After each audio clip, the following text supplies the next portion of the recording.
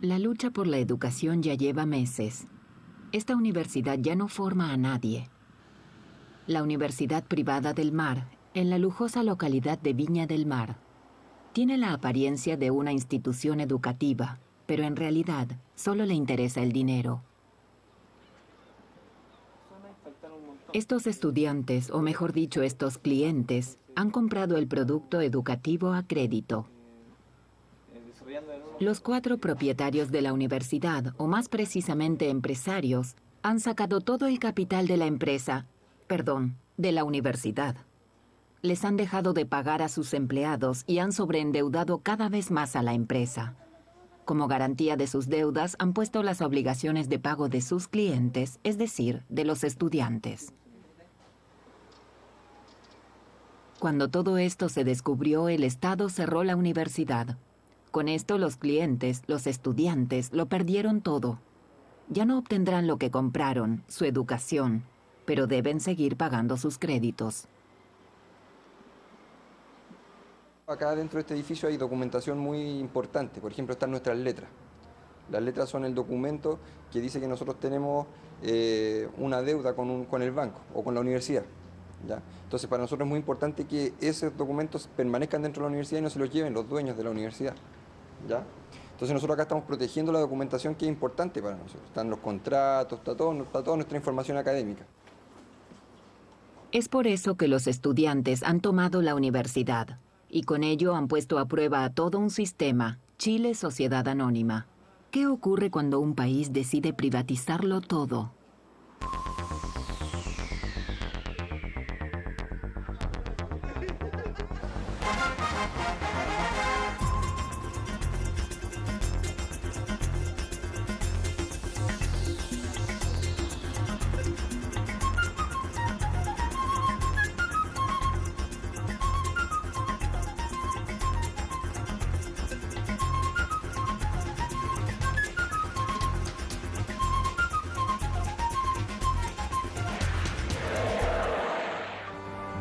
Chile es un país rico, rico en recursos naturales, rico en recursos minerales, rico en recursos económicos. Este país andino fue el primer país sudamericano admitido en el grupo de los estados de la OCDE. Pero Chile también es un país pobre, ya que hay pocos ricos. 4 familias chilenas controlan la economía, la prensa, la televisión. El propietario del canal televisivo Chilevisión y de la aerolínea LAN incluso llegó a ser presidente en 2010.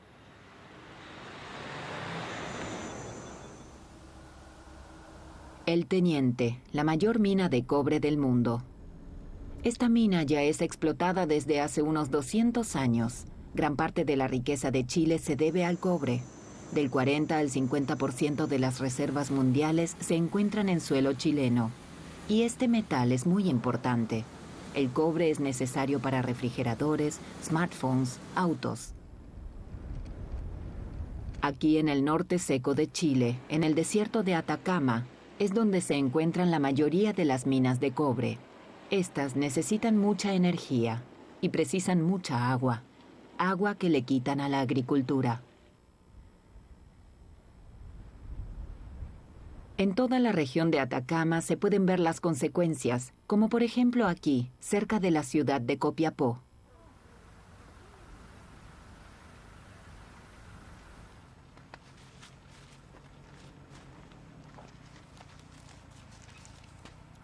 Angelo Gilino ha nacido aquí.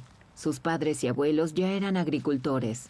Angelo Gilino llegó a ser uno de los principales productores de verduras de la región. Sin embargo, desde la década del 80, vinieron cada vez más minas y le quitaron el agua. En 1992, se secó su primer pozo a una profundidad de 60 metros. Acá nos encontramos en el segundo pozo de este sector, que se hizo a una profundidad de 80 metros, el cual nos duró 5 años. Posteriormente tuvimos que hacer un tercer pozo a 100 metros, nos duró 2 años más en la extracción de agua y al final hicimos un cuarto pozo a 130 metros cual nos costó un costo de $180.000 y no logramos sacar agua del pozo, del último pozo que hicimos.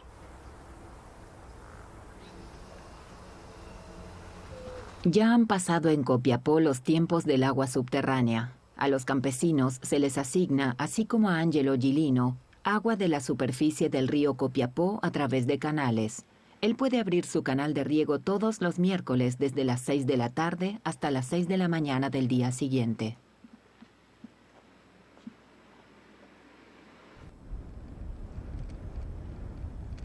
Cuánta agua reciba Angelo Gilino depende en realidad de cuánta nieve haya en los Andes y pueda derretirse. Sus tierras son enormes. Antes cultivaba verduras en 60 hectáreas. Sin embargo, ahora el agua solo es suficiente para 15 o 18 hectáreas. Y esto empeorará aún más. La Agencia de Agua ha calculado cuánta agua y para qué se utiliza en la región de Antofagasta al norte de Chile. En 2007, la minería ha utilizado más del 66% del agua, la agricultura poco más del 14%. Para agua potable quedó alrededor del 4,5%. La Dirección General de Aguas estima que para el año 2032, la minería en la región de Antofagasta consumirá casi 3/4 partes del agua, la agricultura apenas un 9% y para consumo particular solo quedará alrededor del 3,5%. Los productores de viñas y de aceitunas no solo luchan con las consecuencias de la minería. A diferencia de Chile, en Alemania y en Francia el Estado conserva los derechos de gestión del agua, los concede solo temporalmente y de esta manera siempre puede intervenir. El Estado puede dirigir si hogares particulares, industria o agricultura deberían recibir más agua. En Copiapó, la demanda de las compañías mineras ha elevado los precios del derecho al agua. Casi no hay ningún campesino que no haya recibido una oferta por sus derechos de aguas.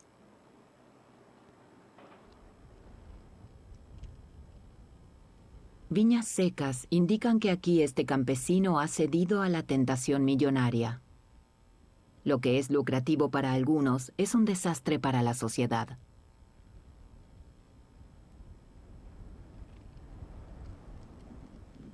Ya que lamentablemente el Código de Aguas no ha tenido presente que la agricultura devuelve mucha más agua al suelo y con ello al ciclo natural que la actividad minera. Al transferir cada vez más derechos de aguas de los campesinos a los operadores mineros, se extrae mucha más agua de lo que se calculó en un principio. El sistema se desequilibra.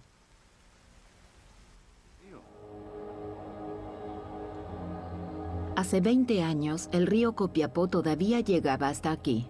Él le da su nombre a la ciudad. Pablo Olivares ha pasado toda su vida aquí.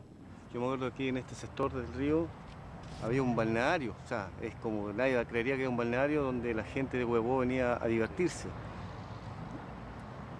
De aquí hubo vida, hubo diversidad, la biodiversidad había de todo en este río.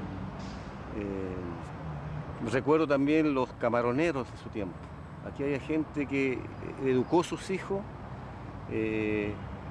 con la extracción del camarón. Yo creo que de ético vender el agua en una zona desértica y venderla a beneficio propio, en las cuales las aguas que se les fueron entregadas a esas personas fue gratuita. O sea, no pagaron un peso y recibieron millones de dólares por la venta de agua. Y además eso trae varias consecuencias, porque ellos tenían unos predios agrícolas donde generaban trabajo, donde se le da trabajo a 300, 400 personas. No muy lejos de allí se encuentra la mayor mina de cobre a cielo abierto del mundo. Chuquicamata, en los años 70, Chile es el país con la mayor cantidad de yacimientos de cobre. Ya el presidente socialista Salvador Allende sabía que el cobre era decisivo para el futuro de Chile. Es por esto que estatizó las minas de cobre en 1971. La abogada Laura Novoa en ese momento trabajaba en una empresa minera privada. Sufrí la nacionalización y me pareció una injusticia terrible, porque se toma una empresa que ha creado riqueza, que ha desarrollado, ha contribuido en muchas formas a la economía del país y se la priva de esos recursos.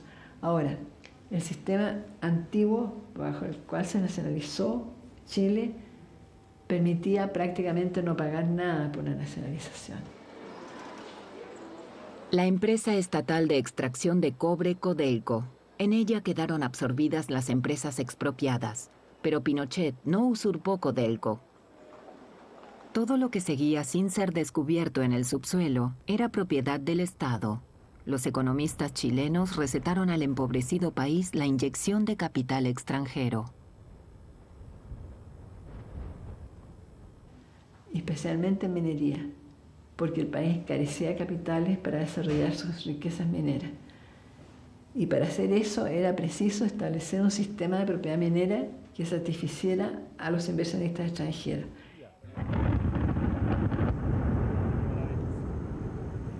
Con esta voladura comenzaron oficialmente las operaciones en la mina La Escondida. Sus inversores norteamericanos ya lo habían sospechado después de las perforaciones de prueba en 1981. Esta mina de cobre se convertiría en una mina de oro. Actualmente La Escondida es la mina de mayor producción mundial de cobre. Sin embargo, otros potenciales inversores extranjeros aún no confiaban en los 80. Esto recién cambió al finalizar la dictadura. En 1990, la banda oficial volvió a manos de la democracia. Sin embargo, el gobierno de centroizquierda bajo la presidencia de Patricio Aylwin no frenó la política económica de Pinochet, sino que incluso la reforzó. Así, no tardó en aprobar una reforma tributaria. Desde ese momento, las empresas ya no tendrían que pagar por sus transacciones, sino solo por sus ganancias.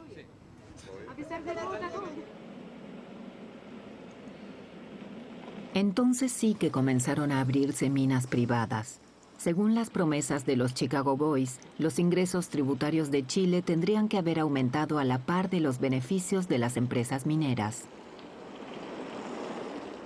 El economista Julián Alcayaga ha investigado este desarrollo desde entonces. Durante la dictadura, él vivió y estudió en Francia. Julián Alcayaga mismo trabajó como minero durante los años 60. Ahora hace un amargo balance.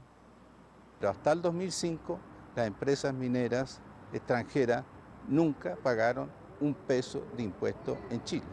Las empresas mineras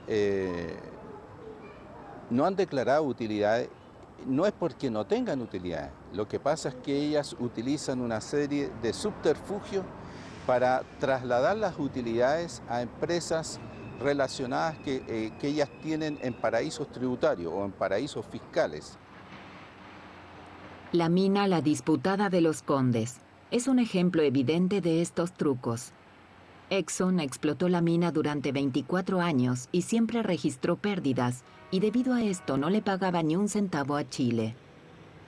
Entonces Exxon le vendió esta mina, que oficialmente siempre había tenido pérdidas, a Anglo American por más de 1.000 millones de euros. El gerente general de la Disputada de las Condes declaró que todos los años enviaban 60 a 80 millones de dólares a la casa matriz en pago de los intereses por los préstamos que había recibido de una filial financiera de Exxon. Entonces, las utilidades siempre las tuvieron, pero las trasladaron hacia afuera, y en Chile solo quedaron las pérdidas. Chile, el reino del cobre. Pero por él se han enriquecido otros. Julián Alcayaga estima que Chile hubiese podido recaudar 230.000 millones de euros más de impuestos solo entre 1989 y 2012.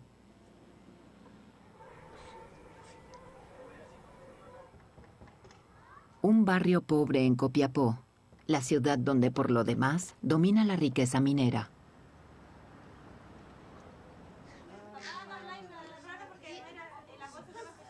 Fresia Flores y Miguel Corbalán tienen 8 hijos y un nieto. Necesitan mucha agua. Sin embargo, no tienen suerte. Los precios del agua de Copiapó son unos de los más altos del país. Y ese no es el único problema. En el día, en la mañana, sale así harta agua. Ya, en la noche sale como un poquitito así nomás, no mucho el agua que sale.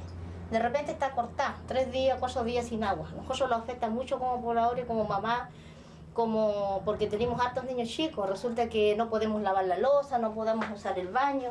Entonces, ¿qué hacemos si no tenemos agua? Es un problema muy grave.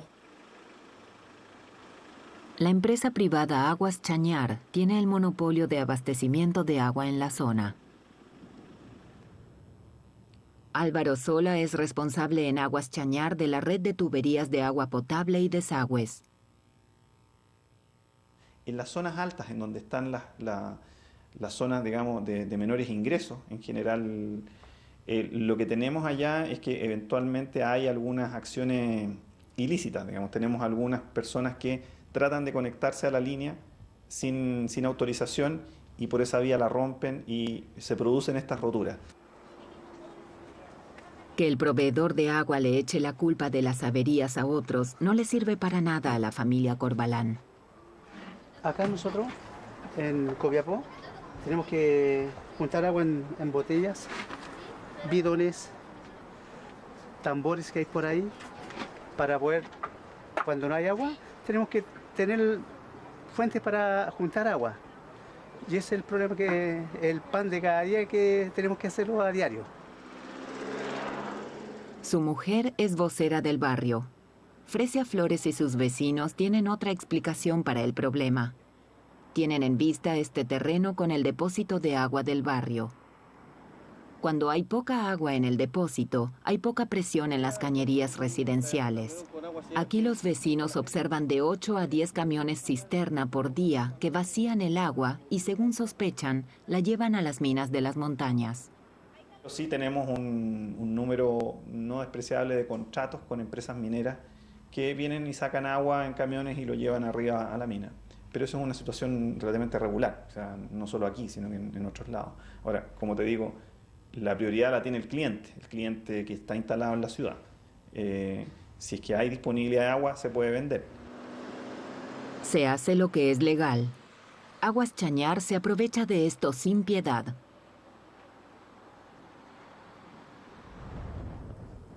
El río Copiapó nace de este glaciar y de sus aguas, Aguas Chañar tiene el 10% de los derechos de uso.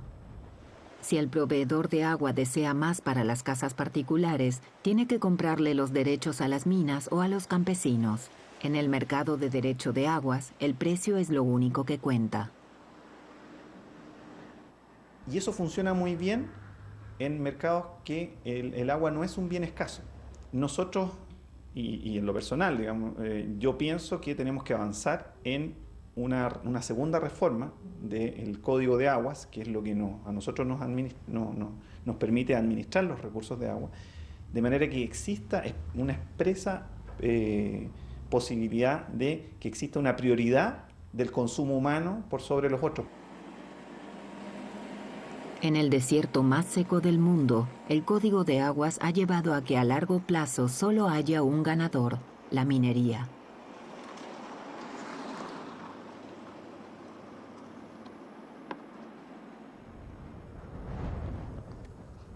Aquí ya no se refina cobre desde hace mucho.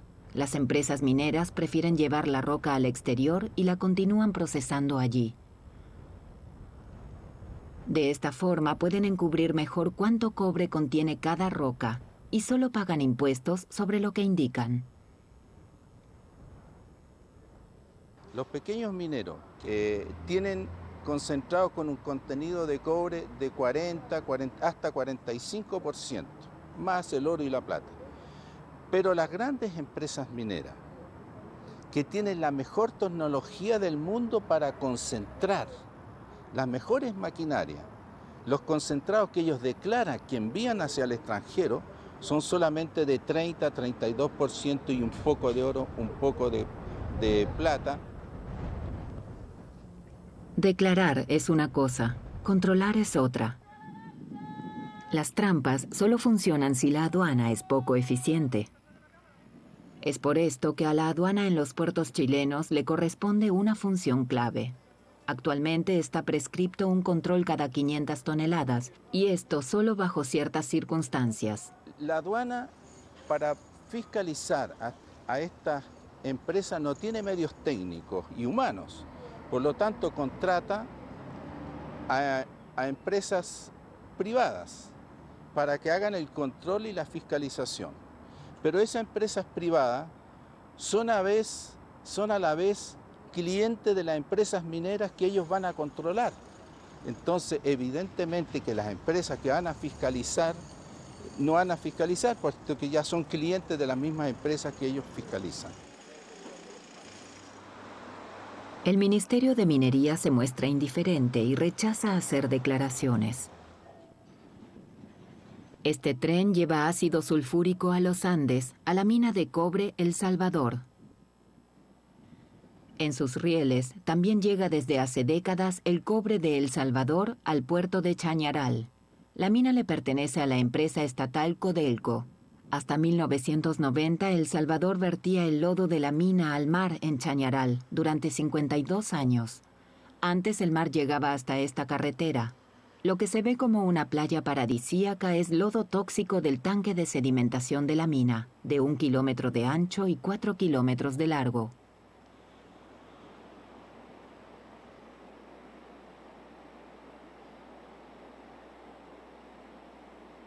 El año 2002 se hizo un estudio de plomo y arsénico que a una cantidad de 309 niños menores de 14 años y de esos 309 niños resultaron 191 contaminados por arsénico. Y en el tema del plomo resultaron 6 niños sobre una norma referencial. Pero la literatura médica nos dice claramente de que las personas debieran tener 0% de plomo en su sangre. Por lo tanto, todos los niños estaban contaminados por plomo. En los estudios se encontraron 20 minerales que perjudican directamente a la salud, cuenta Manuel Cortés.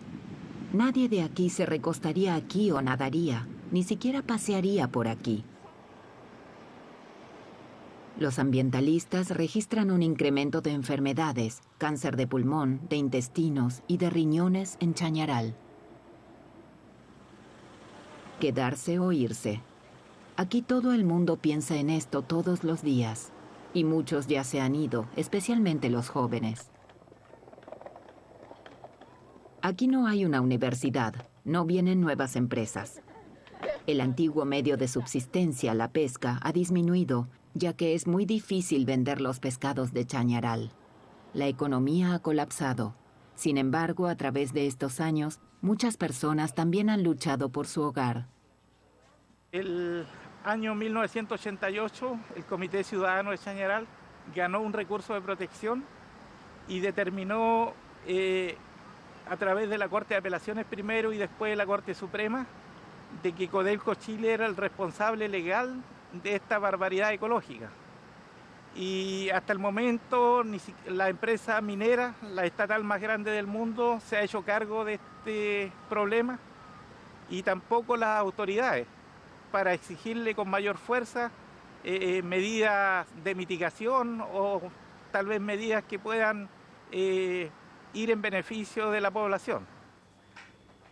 A la población le beneficiaría, por ejemplo, tener agua corriente que no apeste y agua para cocinar que no le pase su mal gusto a las patatas, al arroz o a cualquier otro vegetal.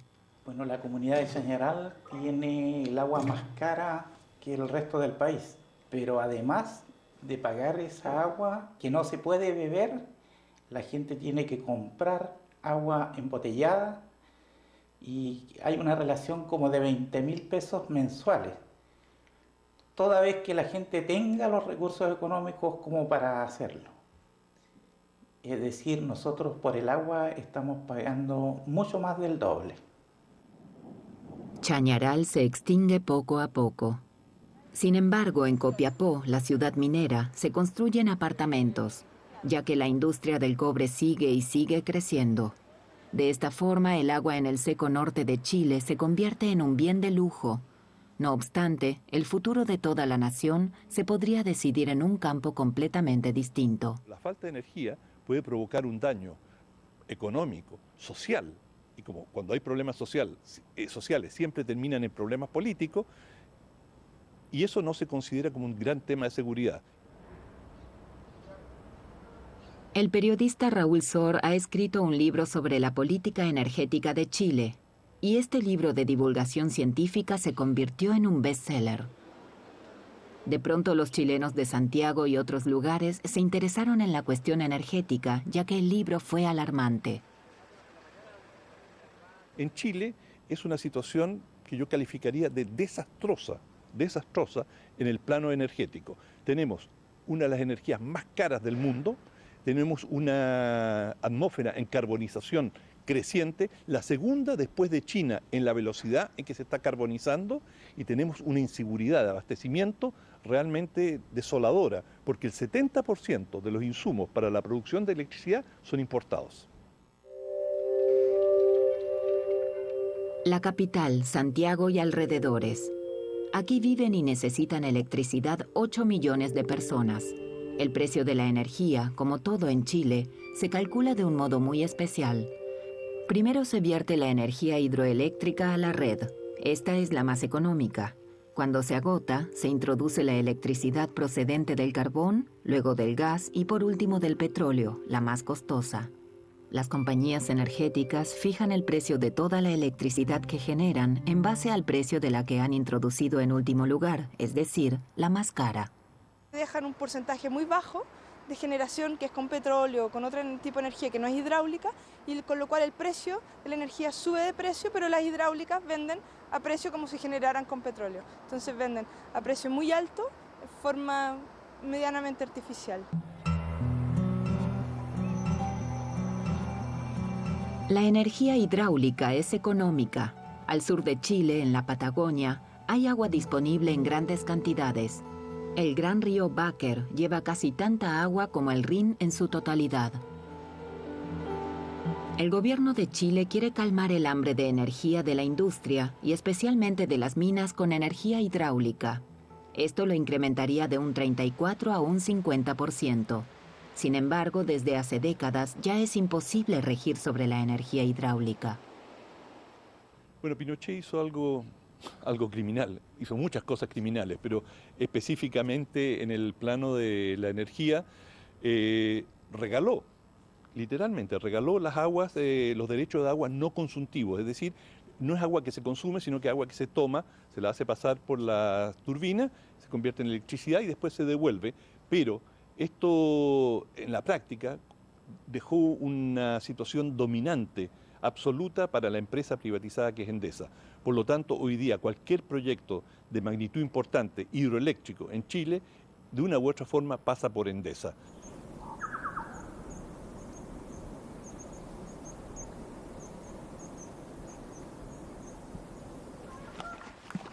Lili Schindele se enamoró de Chile, del país y de un chileno. Actualmente sus hijos Bernardo y Lorena tienen 10 y 8 años.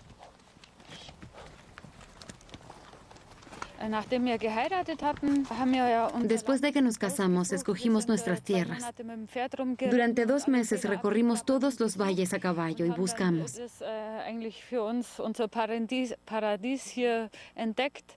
Mi marido estaba totalmente entusiasmado porque es una tierra muy productiva para la agricultura y a mí el paisaje.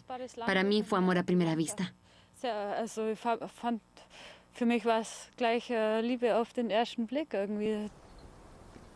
Lili Schindele y su marido viven de un campamento y de recorridos a caballo. Venden terneros y leña. Ahora su paraíso está destinado al ocaso. Sería inundado al construirse una central hidroeléctrica. No puede ser. No puede venir sencillamente una empresa y decir, necesito tus tierras.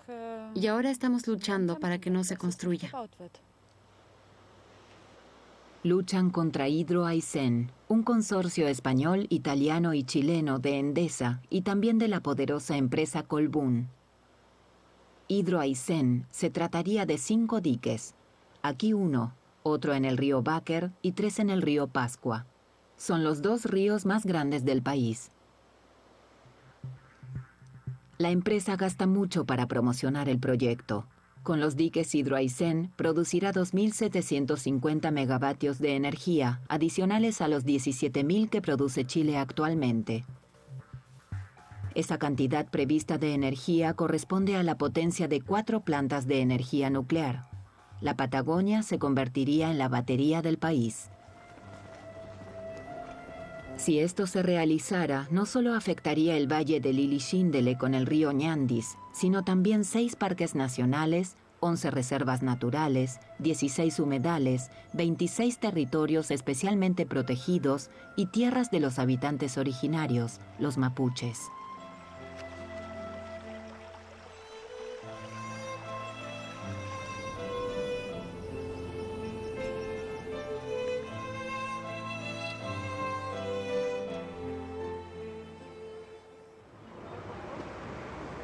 Las plantas de energía superaron el primer obstáculo para su construcción aquí en la Cámara de Diputados de Valparaíso. Los diputados lo aprobaron aunque se constataron irregularidades. Para utilizar el agua del río Báquer o del río Pascua, Hydro Aysén precisa de derechos de aguas muy específicos. Algunos de ellos se encuentran en poder del Estado. Ahora las autoridades tendrían que actuar de acuerdo con la normativa. Y tendría que rematar los derechos de agua al mejor postor. Eso no lo quieren hacer, obviamente. Estamos hablando de muchos millones de dólares lo que costaría, lo que vale el agua de esos dos ríos. Entonces lo que ha hecho la DGA es hacer legislaciones bastante forzadas y buscar las maneras, a mi gusto viciosas, de entregar estos derechos de agua sin sacarlos a remate. Con los derechos al agua, el Estado renuncia voluntariamente a millones y todavía ayuda de todas formas a hacerlo posible. ¿O debería ser coincidencia que personal de Endesa, accionista de Hydro Aysén, de pronto asesore a las autoridades hídricas estatales? En este caso creo que hay cosas absolutamente viciosas, como es que el abogado Chape, que era uno de los abogados principales de Endesa, esté de asesor del director de la DGA en un proceso en que han sacado 2 documentos o dos resoluciones de carácter legal que favorecen directamente a Endesa. Los ambientalistas no pudieron detener que las 5 centrales hidroeléctricas fueran aprobadas.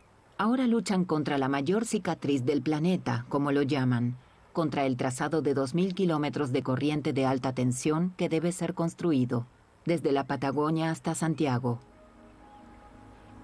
En su film promocional, Hydro Aysén argumenta que las centrales hidroeléctricas son indispensables para la independencia de Chile en cuanto al suministro de energía. Permitiendo que Chile avance hacia la independencia energética. Hay estudios que señalan que Hydro Aysén no es necesaria, que Chile tiene recursos alternativos, limpios, suficientes, principalmente radiación solar, es decir, energía fotovoltaica, hay posibilidad de energía eólica.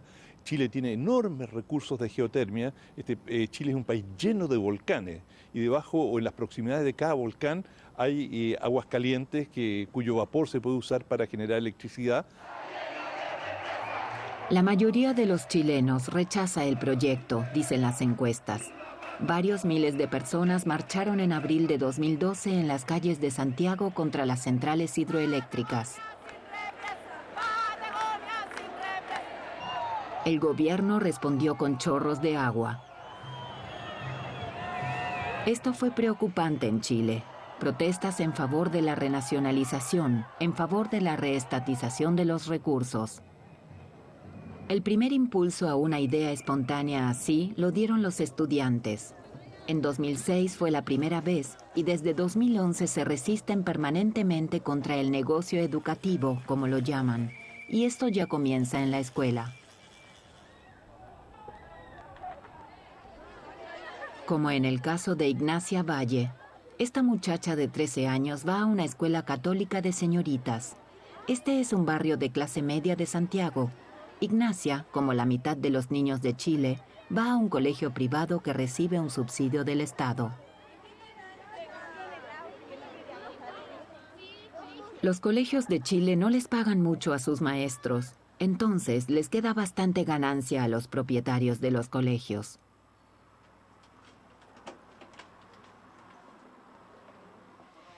En la casa de Ignacia viven varias generaciones bajo el mismo techo, como en muchas familias chilenas. La abuela se ocupa de los quehaceres de la casa, así como de Ignacia y de su hermano menor, Benjamín. La familia Valle La Barca no es rica, sin embargo, aquí todos aportan.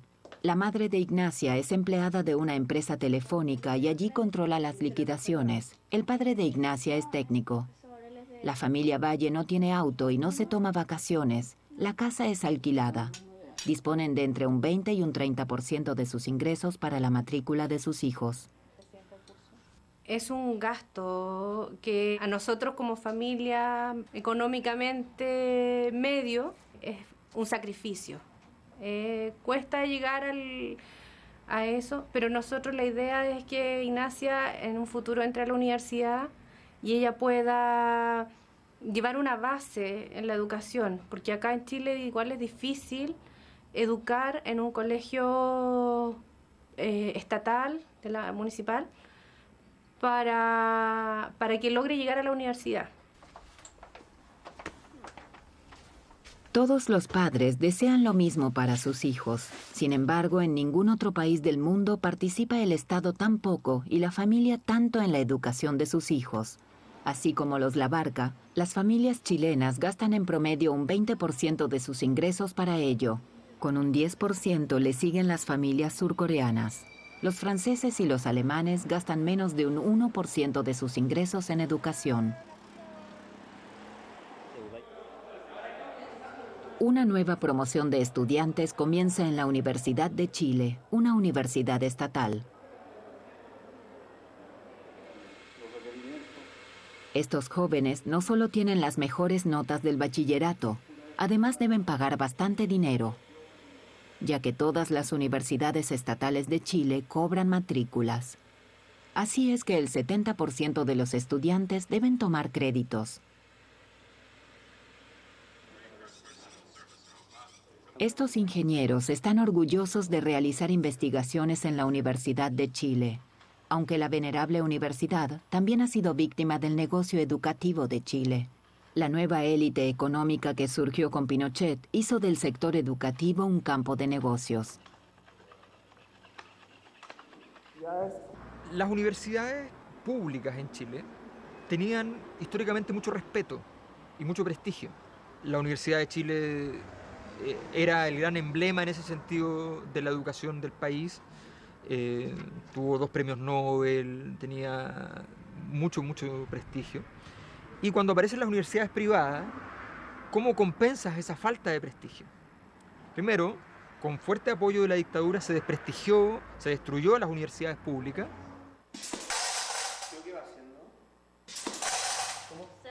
Investigación minera en la Universidad de Chile. Actualmente la universidad estatal recibe solo un 10% de su presupuesto del Estado. El resto debe financiarlo por las matrículas estudiantiles. Pocos medios, pocos logros de investigación, poco prestigio. En segundo lugar, la dictadura quería lograr una imagen positiva de las universidades privadas.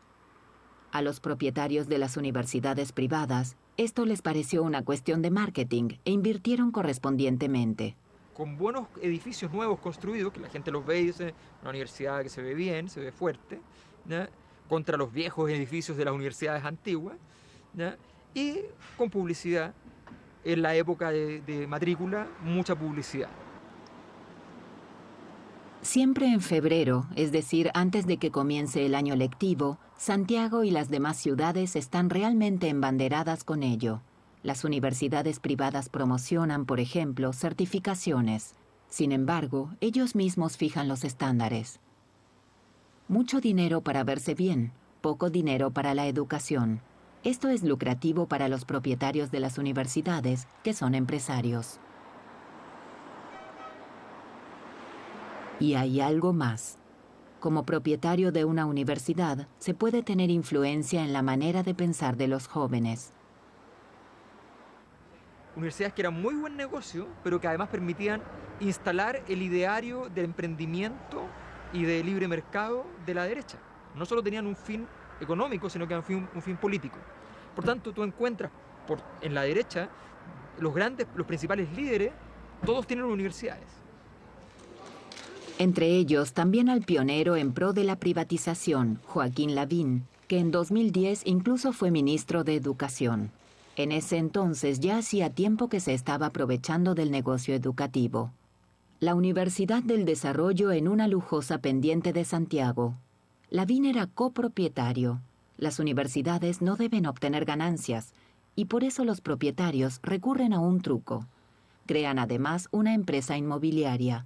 A esta la universidad le alquila el edificio a un precio abusivo. Lavín ganaba, así como también los otros. Sin embargo, finalmente ellos hicieron que perdiera su cargo. Estudiantes y alumnos, padres y maestros. Desde 2011 protestaron masivamente contra el sistema educativo privatizado. Lavín renunció. Para las personas en las calles, esto era solo una cuestión marginal. Tenían objetivos mucho más grandes. Educación gratuita. Estatización de las minas de cobre. Basta de Chile Sociedad Anónima. Una reversión. Sin embargo, 100.000 manifestantes no son suficientes para esto. Solo pueden librarse de Chile Sociedad Anónima si superan el mayor obstáculo, si cambian la Constitución. La Constitución de la dictadura. Creo que las organizaciones sociales tienen que plantearse como objetivo la creación de una asamblea constituyente y modificar el sistema que nos tiene precarizados, reitero, no solamente en la educación, sino que en todo el tema público y todo lo que nos rige. Nace de la dictadura y no podemos esperar nada bueno de eso. Con un sistema electoral que no refleja la realidad política del país, que ha estagnado políticamente la situación y que por lo tanto una asamblea constituyente sería la forma con mayor legitimidad para dar una constitución que refleje la voluntad efectiva y democrática de los chilenos.